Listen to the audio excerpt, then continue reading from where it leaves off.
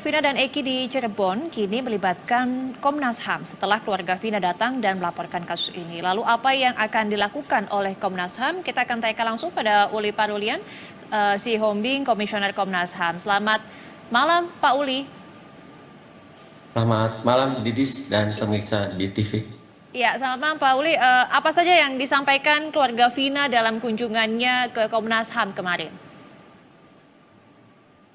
Keluarga Vina dalam ini diwakilkan oleh kuasa hukumnya dari kantor hukum Pak Hotman Paris Hutapea mengadukan terkait dengan adanya trauma ibunya Vina seperti itu.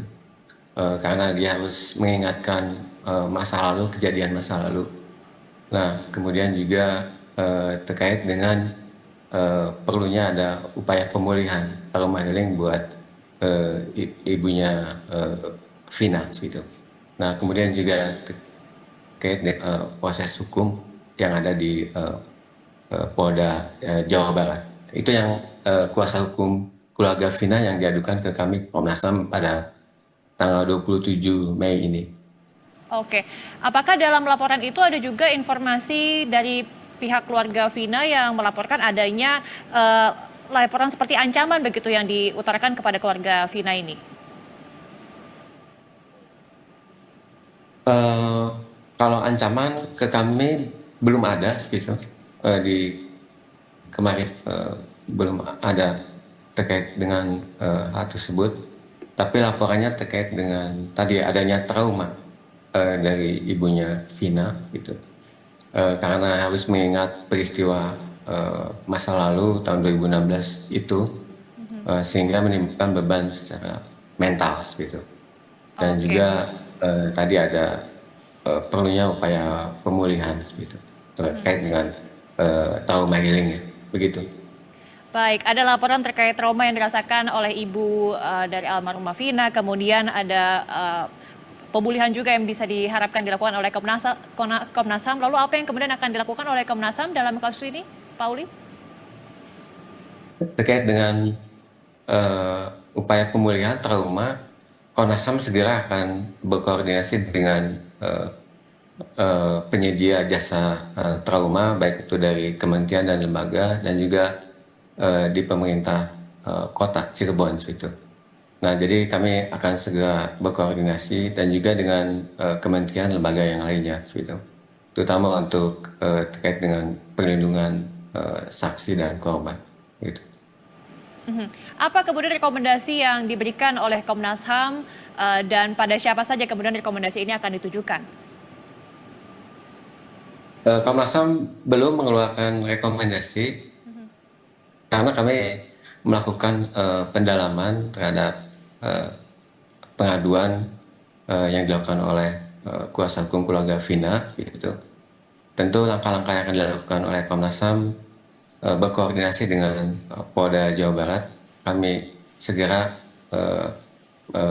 meminta keterangan gitu terkait dengan kondisi keluarga Vina, dan juga tadi kami juga segera berkoordinasi dengan instansi pemerintah baik di tingkat kota Cirebon atau provinsi Jawa Barat dan nasional untuk menyediakan layanan trauma healing untuk keluarga Vina, dan kemudian juga ada terkait dengan kompensasi dan restitusi.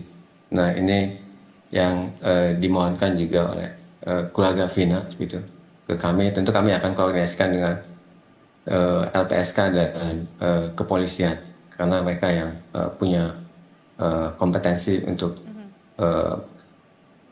apa terkait dengan restitusi dan Baik. kompensasi untuk korban atau keluarganya.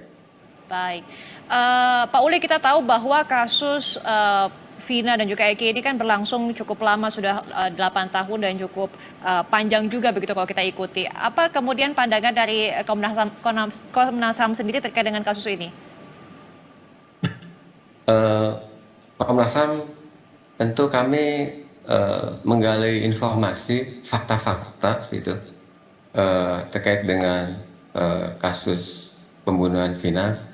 Tentu kami pertama menghormati upaya kepolisian penyelidikan dalam kasus ini. Gitu.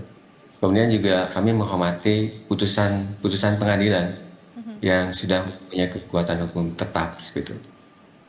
Itu landasan kami. Gitu. Kami juga menindaklanjuti aduan-aduan dari masyarakat, baik itu dari para terpidana. Sebelumnya kuasa hukum Saka dan Sakanya datang ke Komnas HAM, dan kemarin hari Senin kuasa hukum keluarga Vina datang ke Komnas HAM.